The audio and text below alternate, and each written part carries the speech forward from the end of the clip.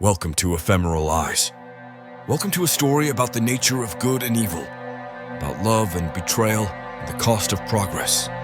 Billionaire philanthropist, tech visionary, Sebastian Reed. A modern-day saint, they say, dedicated to uplifting humanity. But in his wake, another figure emerges, a vigilante, a phantom, a relentless hunter who stalks the night, dispensing a brutal justice that the law cannot touch. Their paths intertwined in a twisted dance of light and darkness. I hope you enjoy, friend. Sunlight filters through the floor-to-ceiling windows of my penthouse office, bathing me in its warmth. While the automated personal trainer guides me through a series of biometrically calibrated exercises, my thoughts already race ahead to the imminent CognitoNet launch. It's more than a technological breakthrough. It's salvation. Each step on the treadmill brings a brighter future into focus. Each bead of sweat is a testament to my unwavering commitment. Humanity has floundered, mired in greed and ignorance. The CognitoNet heralds a new age of enlightenment, of potential unbound. If only they understood. My musings are interrupted by the chime of the biometric monitor exercise complete. Nod to the AI, silencing its chipper affirmations. A quick shower later, and I'm ready to reshape the world. Good morning, Sebastian. The voice greets me as I stride into my office. Your schedule awaits. The speaker is Cassandra, my executive assistant, and as close as it gets, my friend. Thank you, Cassandra. I settle into my chair. Any fires needing immediate attention? She smiles, a touch of sympathy and a hint of admiration in her eyes. Well, let's just say your interview on the global wealth gap ruffled some feathers, but also inspired a few unexpected donations. Oh yes, the interview. A journalist baited me, and like a fool, I bit. My blunt analysis of economic inequality came off as elitist, even heartless. I'd be frustrated if I didn't know better. This is the price of candor, the downside of thinking in grand strokes the simple-minded cannot digest. Let's hear it then, I say tightly. The public's verdict. Cassandra's frown deepens as she scrolls through her tablet. Standard attacks on your wealth calls for boycotts? Ah, here's a particularly insightful one. She taps the screen, her voice tinged with distaste. Reed cares about cognition until it allows the working class to question his empire. Murderer. She clears her throat. That one concerns your closure of factories near the Ukrainian border. The accusation stings. Yes, the shift to automated fabrication disrupted lives, but those jobs were already at the mercy of warlords and exploiters. I'd offered resettlement packages, transition programs. Yet here I am, branded a murderer. We lock eyes, an unspoken argument hanging in the air. These are the sacrifices, Sebastian, she finally says, voice gentle. People fixate on what they lose. And ignore the future I'm building, I counter, irritation simmering. CognitoNet alone will change more lives than 100 factories, but they howl about jobs like it's the Dark Ages. The unfairness of it rankles, a distracting fly buzzing around my visionary focus. Cassandra pauses, studying me for a moment. Why does this bother you so deeply? Controversy comes with the territory. Her question is valid, but my answer is a tangle of contradictions even I don't fully unravel. It's wounded pride, certainly. Disappointment in the short-sightedness of the very people I aim to uplift. And maybe a fear that this distortion of my intentions will ripple out, poisoning my work. Before I can offer a polished half-truth, Cassandra clears her throat. Shall we move on? The space drone has sent back some fascinating readings on that Kuiper Belt comet, just as you predicted. Ah, the comforting vastness of space. A reminder of the pettiness below and of the true scale of my ambitions. The streetlights cast an anemic glow, the perfect cover for my purpose. He'll be along soon. Routine animals, humans are. Tonight, like every other night this week, he'll stumble home from that dive bar, fumbling for keys, a haze of cheap whiskey clinging to him. My investigation uncovered his real name, Derek Finch, a middle-aged insurance salesman who lived an unremarkable life. But online, Bishop reigned supreme in the comment sections, a self-appointed gatekeeper of morality. His insults weren't just vicious, they were precise, crafted to tear down his targets.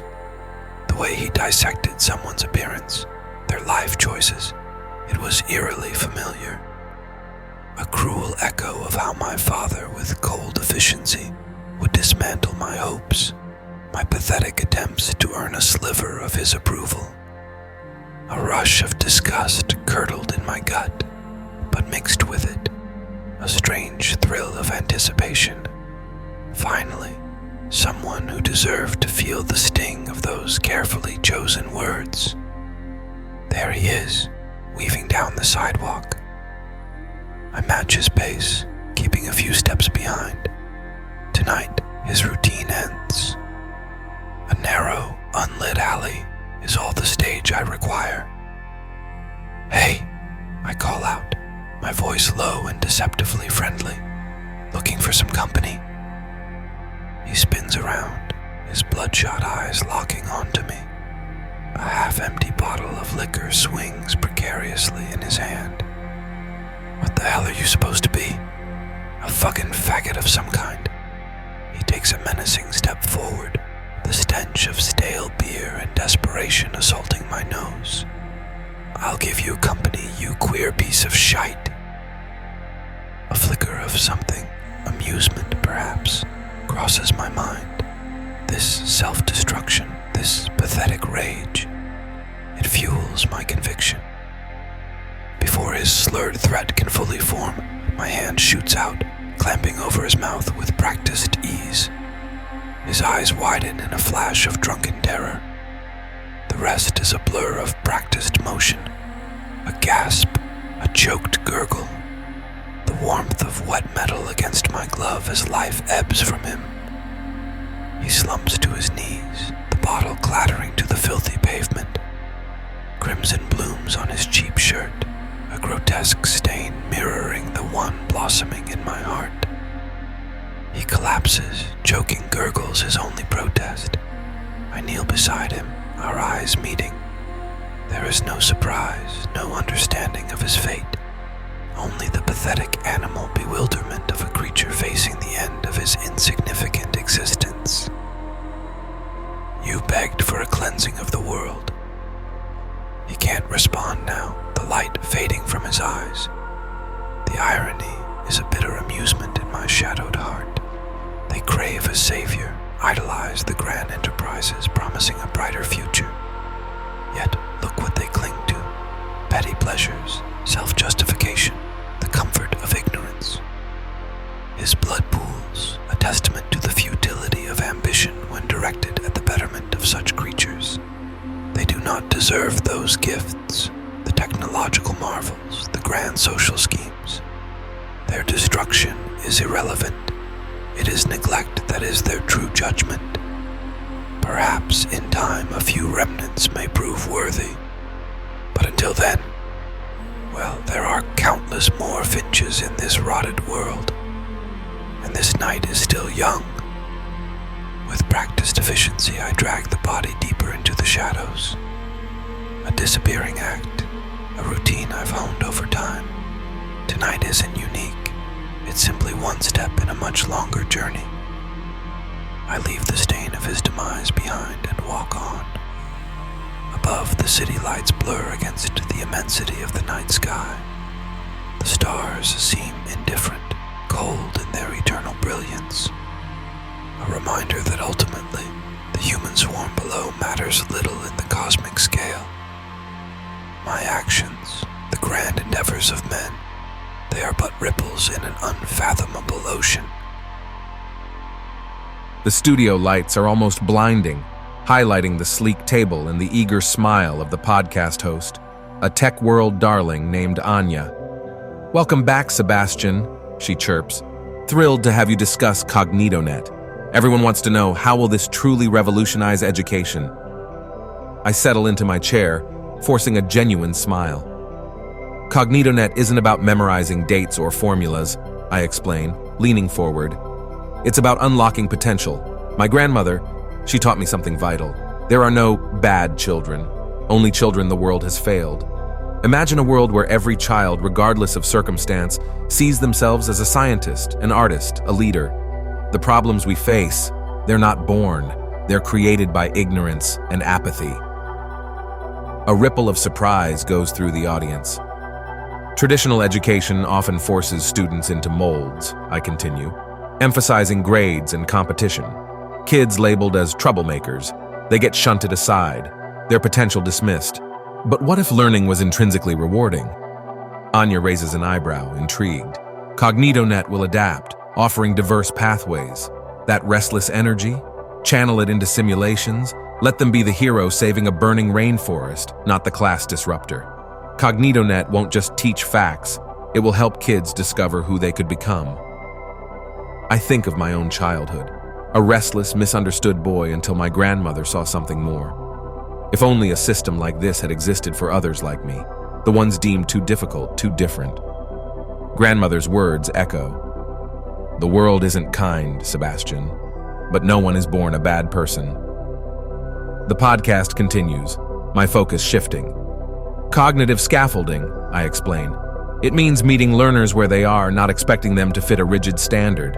CognitoNet's AI tutors will be guides, not gatekeepers.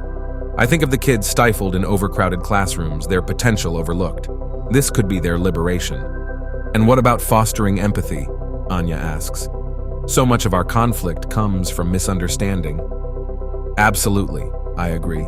CognitoNet will weave in historical simulations, immersive experiences that let learners walk in another's shoes, understanding different struggles, seeing the world through a stranger's eyes. That's how we break down us versus them thinking. The interview wraps up to enthusiastic applause. As I exit the studio, I find myself smiling. Not a manufactured smile, but a genuine one. Maybe, just maybe, this could create a better world, one where those labeled as problems early on are given the chance to truly flourish. This old warehouse district is my hunting ground for tonight.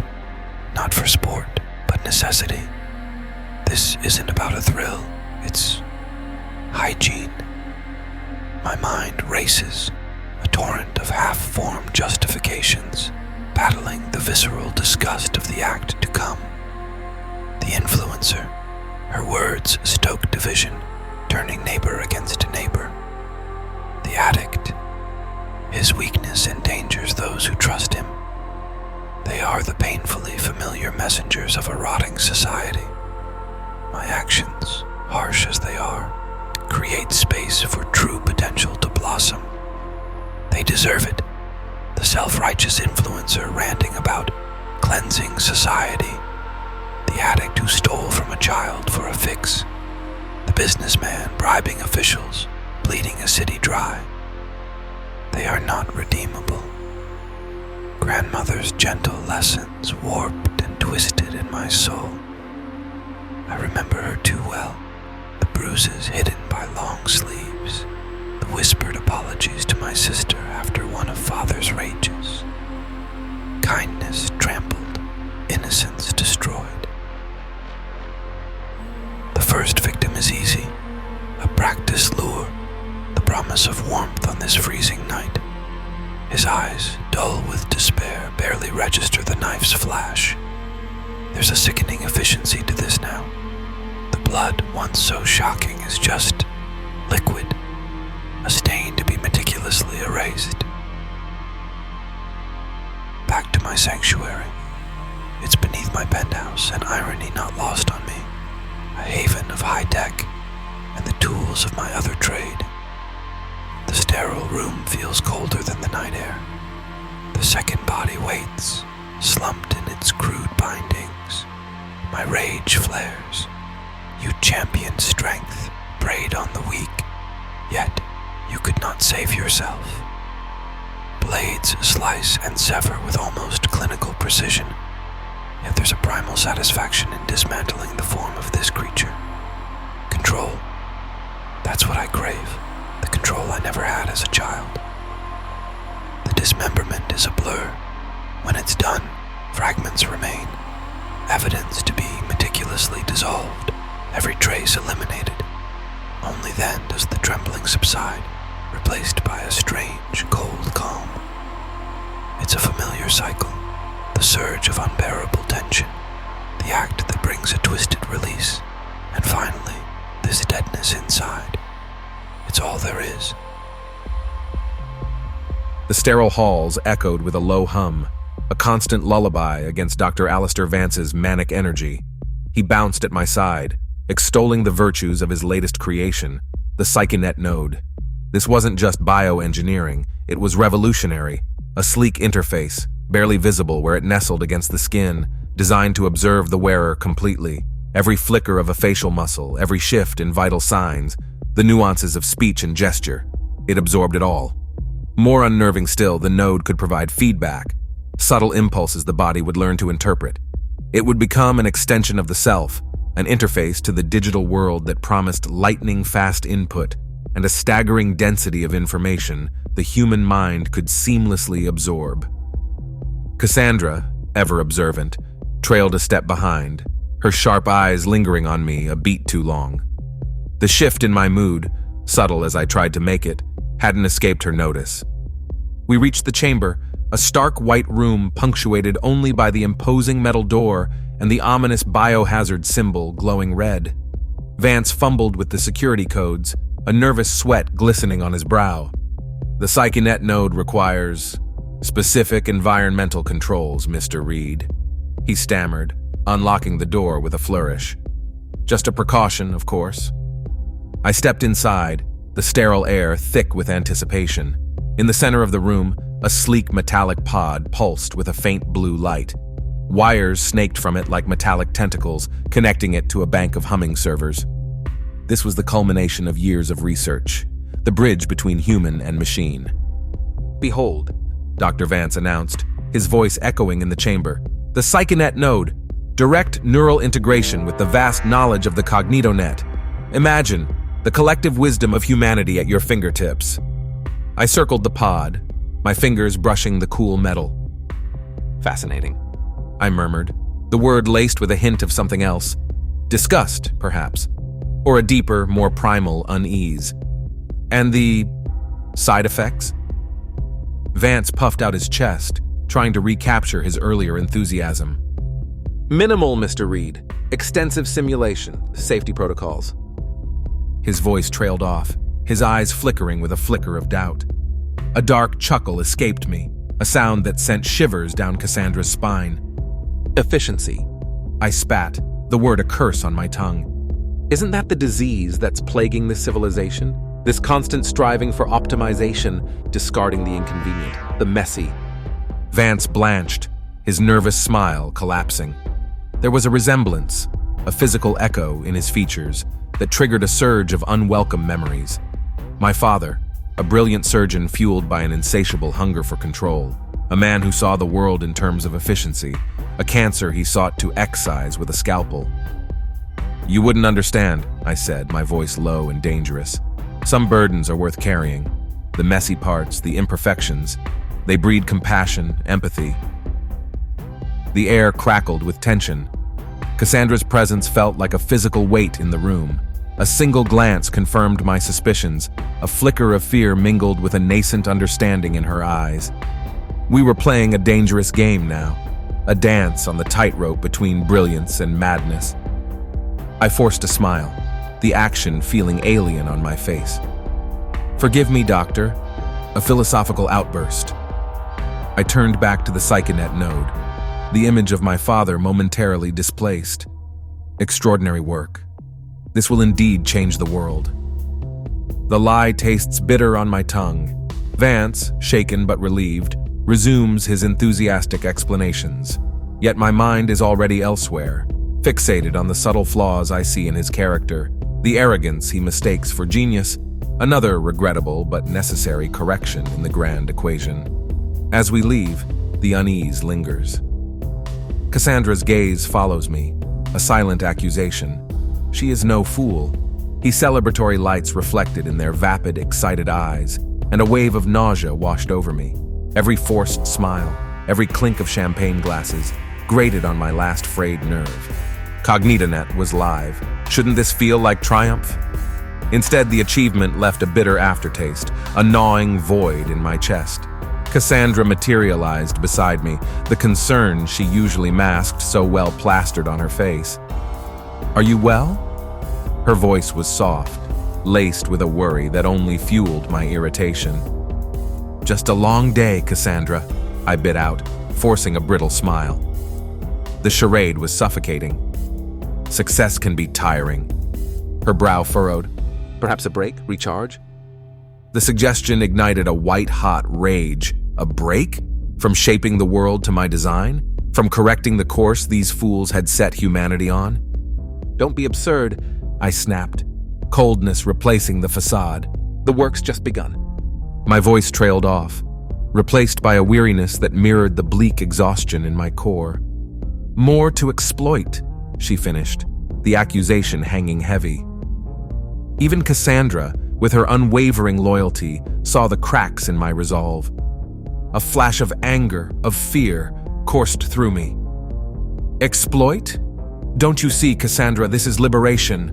Knowledge breaks chains, shatters limitations, or becomes a shackle in the wrong hands," she countered, her voice rising above the din of the party. "And whose hands, Sebastian, are truly the right ones?" The room swam, the faces blurring into a grotesque mask of ignorance. I had to get away, to breathe, to regain control. "Enough," I barked, cutting her off. "Let us not spoil the evening with needless concerns." She drew a sharp breath, her usual composure cracking. "But Sebastian," she began, a desperate plea in her voice. "Enough!" The word tore from me, laced with a dangerous threat. The room fell silent, eyes turning towards us with a morbid curiosity. Tonight is for celebrating victory. Doubts can wait. I turned, leaving her standing there, her eyes filled with a chilling mix of sorrow and fear. She would be back, I knew, her foolish optimism a constant irritant. For a moment, on the balcony, the cool air cleared my head, but the abyss within me widened. Even Cassandra, the closest to understanding my grand design, started to see me as a threat. "Sebastian," she said when she joined me, her voice trembling slightly. "If there's a darkness growing in you, let me help. Don't fight this alone." Her words were a dagger, forcing me to confront the hideous truth. I could bury her doubts, eliminate the threat. Or the alternative, unthinkable as it was, flickered in the shadows. The decision hung precarious, a noose around my sanity. "Leave me be," I managed to say, my voice raw, "for now." I saw the flicker of defeat in her eyes as she turned to leave. My chest constricted with something akin to guilt, but it was swiftly crushed by the weight of my purpose. The rain had settled into a relentless drizzle, blurring the cityscape into a muted tableau of neon and grease. I sat in the cramped interior of the used hatchback, a relic of a bygone era. No sleek AI assistant, no cutting-edge tech, an utter disgrace, yet a necessary anonymity. I glanced at the time. 20 minutes till his shift ended. 20 minutes before the beast would emerge, cloaked in the tired uniform of a factory drone. The internet had been a bountiful hunting ground. Oh, not the dark web cesspits the media loved to scaremonger about. No, the truly grotesque lurked in plain sight. Robert Henshaw, supervisor at some industrial parts manufacturer. A quick scroll through his social media history revealed a man fueled by petty tyrannies and an insatiable obsession with status. Photos of knockoff designer watches, complaints about lazy subordinates, and thinly veiled contempt for anything that didn't add another trinket to his pathetic kingdom. I watched as Henshaw emerged from the factory, the slump of his shoulders somehow exuding arrogance. Disgusting. He wasn't some grand villain in the corporate hierarchy, just a middling tyrant, poisoning his little corner of the world with cruelty, disguised as productivity. There were thousands like him, cogs in the machine of soulless their own delusions of grandeur. The hunt was about necessity, control, and a twisted sense of cleansing. That much I knew. But a deep, primal frustration gnawed at me. Even if I hunted day and night, even if I devoted my life to pruning these parasites, the corruption would spread unchecked. For every henshaw I removed, a dozen more would fester, ready to claim their own petty empires of misery. The world itself was poisoned. A flicker of movement caught my eye. A woman, barely more than a girl, huddled in a nearby doorway, hastily wiping away tears. My blood ran cold. Henshaw lumbered over to her, his voice heavy with a slimy concern that barely masked his predatory glee. His hand clamped down on her shoulder and steered her towards a side alley. The transformation was swift and brutal. All my carefully constructed justifications, my philosophical musings on the greater good, evaporated in the face of raw disgust. There was only the predator and the prey, a grotesque pantomime playing out in countless forgotten corners of the world. Tonight, there is one less predator, one less victim. The aftermath of the CognitoNet launch party hung in the air, a palpable tension laced with the faint scent of stale champagne. Seeking solace, I retreated to my penthouse, not to the sleek command center of my tech empire, but the haven nestled beneath it, a sanctuary dedicated to memory and purpose. Images of my grandmother, hands worn from honest toil, eyes sparkling with gentle wisdom, filled a weathered photo album. Here, amidst the fading echoes of her love, my hardened resolve softened. It was for her, for the countless others like her, that I fought. Cassandra entered, her movements hesitant, her usual briskness replaced by a watchful wariness. I didn't blame her. Last night, the mask had slipped, revealing a darkness she had only glimpsed before. "Sebastian," she began, her voice barely above a whisper. "We need to talk." "Yes," I agreed, setting the album aside. "There are still projects in the works. We can't lose momentum now." Her brows furrowed in a familiar mix of exasperation and begrudging respect. "Of course," she sighed. "Always the visionary, but Sebastian—" She trailed off, searching for the right words. I gestured towards a plush armchair. "Please, Cassandra, sit. Let's discuss this in comfort." She settled opposite me, and I began outlining my latest endeavor, the Lifeline Project. It was an ambitious undertaking, utilizing new, cost-effective technologies to link remote, impoverished regions like the Atlas Mountains of Morocco, the Amazon rainforest in Brazil, and the isolated villages dotting the Indonesian archipelago. Years of research, coupled with extended stays in each of these locations, informed my vision. I had witnessed firsthand the resilience of the Berber communities facing desertification, the ingenuity of the indigenous tribes living in harmony with the rainforest, and the indomitable spirit of the islanders navigating a fragile ecosystem.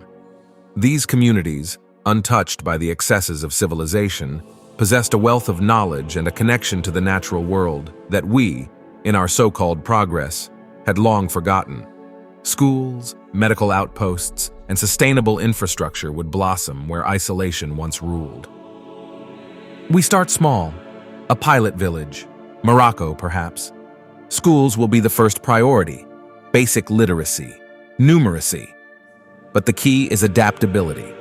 Modular classrooms adaptable to the local environment, built with regional resources. A flicker of doubt echoed in her voice. "But Sebastian, these people won't simply slot into CognitoNet. Won't this so-called progress corrupt their ways of life?" Her worry was not unfounded. The sting of progress was unavoidable. Diseases, both physical and societal, often arrived with well-meaning advancements. Yet they would adapt. Perhaps with time they could teach the rest of us a thing or two. "Exposure is the double-edged sword of progress, my dear Cassandra," I remarked, forcing a lightness I didn't entirely feel. "The goal is to provide access, opportunity. Let them decide what to adopt, what to preserve." It was a comforting lie, both to her and myself. Internally, a more clinical voice analyzed the situation. Thousands transformed, tens of thousands. If successful, this could be a model, a template for streamlining social development on a global scale. The beauty of these isolated communities lies in their simplicity. No complex hierarchies, no entrenched systems resistant to change.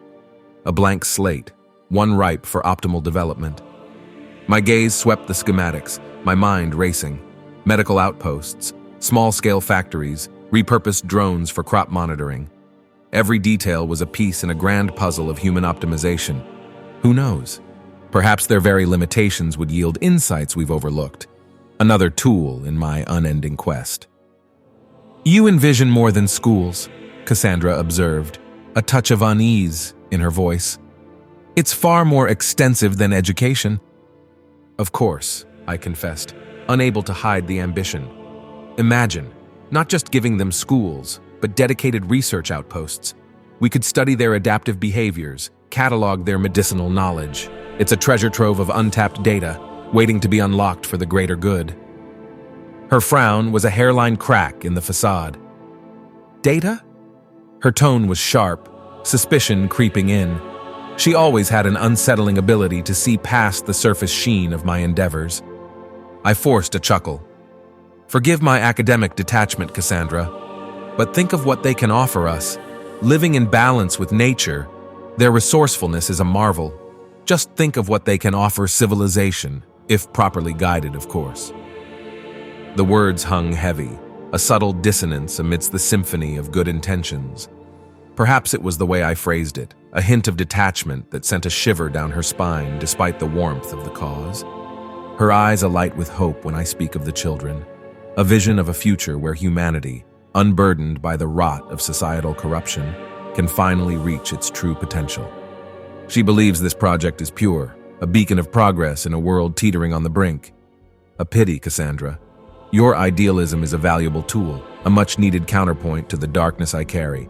But someday, perhaps, even your unwavering belief might prove inconvenient. For in the end, this project, like all my endeavors, is fueled by a desperate hope. A hope that perhaps, from the ashes of the old world, something better can be built. A world where the innocence of those children in the photos, the resilience of the communities will uplift, can become the foundation for a brighter tomorrow. For just an instant, the monstrous reality of my duality threatened to shatter the carefully cultivated image. But I pushed it down. The Lifeline project was necessary, a balm to ease the guilt of those other, darker actions I was forced to commit in the grand scheme of things. You love them, she finally said, her voice tinged with a touch of accusation. For not being us. A heavy sigh escaped me. Not love exactly, it's admiration, respect. I see my grandmother in the faces of those women, strong, unwavering, yet so often overlooked. I see every childhood slight I ever endured reflected in the eyes of the children in those forgotten villages, their potential stifled before it has a chance to bloom. Memories flooded back, whispers of too sensitive, of not fitting in. Those taunts had fueled my ambition, yet left a lasting scar. My methods, I confessed, the words scraping raw against my throat. They're a desperate response to a world gone mad, a twisted belief that the weeds must be cleared, to create fertile ground for the seeds of a better future to take root. Cassandra's expression softened. That's why you're so torn then. You want to save the world, yet you despise the world you must save it from. I met her gaze, seeing the flicker of understanding, perhaps even a hint of pity. Every good deed, it seems, requires some degree of sacrifice, I murmured, the weight of my own contradictions crushing me. And who decides what is worthy of sacrifice, Sebastian? Her voice, quiet yet firm, cut through the haze of my self-justification. The question hung in the air, a silent indictment. It was the same question Cassandra posed time and again, the one I never had a satisfactory answer for. We sat in silence, the air thick with unspoken thoughts and unresolved tensions. And yet, as I watched her contemplate the schematics for the Lifeline project spread across the coffee table, a strange sense of peace settled over me. The sterile gleam of surgical tools reflected the stark fluorescent lights, transforming my hidden chamber into a stage for a grotesque performance. My latest patient thrashed against his restraints, eyes bulging in a silent scream trapped behind the crude gag. It was Dr. Alistair Vance, and he embodied everything I despised most about the so-called civilized world. Greed dressed in a lab coat, arrogance masquerading as scientific brilliance. The irony, wouldn't you agree, Alistair? I murmured, my voice a chilling contrast to the room's clinical hum. The architect of CognitoNet. Its promise of knowledge and connection turned into a tool for my purpose. How easily tools are twisted, Doctor, when placed in the right hands. His struggles were weakening, blood loss painting grotesque patterns on the floor. He'd endure, though. Advanced medical equipment, stolen and meticulously maintained, would ensure his suffering was drawn out. You see, I've dedicated myself to a study. I continued, tracing a scalpel along his quivering flesh. A strangled sob tore through the gag, the sound muffled yet horrifyingly human. Don't worry, Dr. Vance, you're something new. You deserve special attention. I remembered my father, a brilliant surgeon, yes, but a cold, calculating tyrant. Memories flashed. A contemptuous smirk mirrored in Vance's terror-filled eyes, condescending lectures echoing in his choked pleas. The scalpel bit deep and I savored his shuddering gasp. Tell me, Doctor. I breathed, leaning close enough to smell his fear. Does unlimited knowledge truly breed empathy? Or does it merely amplify the worst of human ego? His tortured gaze darted wildly, frantically scanning the room. The jars filled with grisly trophies, the gleaming instruments, the cold steel table awaiting its next gruesome purpose. Perhaps, I mused, sharing your discoveries might yield insights. We could live stream this procedure, turn your torment into a cautionary tale for the masses, or... The words hung heavy in the air. Is it better if those lessons remain private? His eyes widened, a flicker of understanding finally piercing the haze of agony. He knew I wasn't merely a madman. There was a plan, a twisted logic driving my actions. He struggled to form words, a plea for mercy that would never come. A surge of something dark and primal pulsed through me. The control, the meticulous planning. I craved a release from the rigid constraints I'd imposed on myself. The hunt, the meticulous dismemberment. It had all become a rote exercise. Was this all there was to it? My father's monstrous shadow loomed over my thoughts. Most of my victims shared something of his essence, the arrogance, the disregard for humanity. An echo of the abuse I'd endured. Was this all I was capable of? Vengeance writ large, endlessly replayed in this grotesque theater. A wave of nausea washed over me, mingled with a strange sense of exhilaration. The control was slipping. Clean kills, meticulous cover-ups. They felt less necessary now. A flicker of fear rippled through the euphoria. Do I want to be caught? The question echoed in the silence. Vance's whimpers, a low, continuous moan, were the only answer. His suffering was an indictment, a mirror reflecting my own monstrous transformation. But even amidst the horror, a twisted determination burned in me. Dr. Alistair Vance was the first of many. Soon, those at the very top of the pyramid would face my judgment. It was time my grand experiment took on a bolder, more terrifying form. The Moroccan sun beat down on the newly constructed schoolhouse, its vibrant blue walls a beacon in the parched landscape. I surveyed the scene with a mix of genuine pride and unease. The Lifeline Project pilot was a resounding success. Children laughed within the modest classrooms, their eyes alight with curiosity as they explored the CognitoNet terminals. Elder women, worn hands smoothing brightly woven textiles, chatted with international aid workers, an interpreter facilitating a conversation I'd never thought possible just a year ago. "A true marvel, Mr. Reed," chirped a government official, the genuine gratitude in his eyes slightly offsetting my distaste for bureaucratic formalities. "These people, so long forgotten, will be a testament to your vision." I forced a smile, the relentless media attention magnifying my internal disquiet.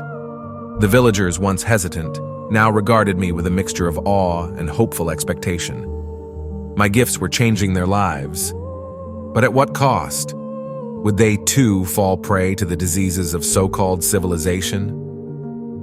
A subtle shift caught my attention. Cassandra, normally unwavering in her enthusiasm, moved through the crowd with a hesitant touch. She'd meticulously planned this rollout, her skills vital to its success. Yet a frown creased her brow and she met my gaze with a flicker of accusation. "Magnificent, isn't it?" I remarked, unable to hide the defensiveness in my tone. "Soon, there will be hundreds like this, across the globe." "It is," she agreed, her voice distant. Then, with a fleeting glance at the village elder, a woman whose weathered face spoke of generations of hardship, she added, "But progress, it comes at a price. Don't you think, Sebastian?" The words hung heavy, a subtle rebuke I couldn't ignore. Had she started to suspect my other, far darker work? That night, away from the prying eyes of the press, Cassandra and I shared a meal under the vast, starlit sky. The villagers, celebrating the momentous day, shared a camaraderie unfamiliar to the cold towers of my corporate world. They remind me of her, I mused, watching them with a bittersweet nostalgia. My grandmother, so strong, so wise. A pang of longing twisted within me, a longing for a simpler, truer existence. Cassandra studied me, her expression unreadable. She would be proud of this, of the opportunities you're creating. Her voice held a strange hesitation. "Do you doubt that?" I challenged, the question fueled by an unease I couldn't quite name. Or, the question hung in the air. "Is there something else you doubt, Cassandra?" She offered no immediate answer, the silence magnifying the widening chasm between us. For a chilling moment, I glimpsed a future where she stood not beside me but against me, her sharp logic dissecting not just my projects, but the very heart of my actions.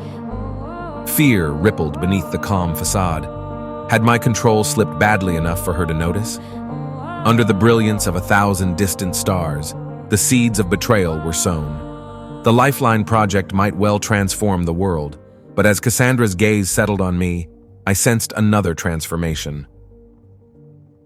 My footsteps echoed hollowly in the secret chamber, each thud in sync with the pounding of my heart.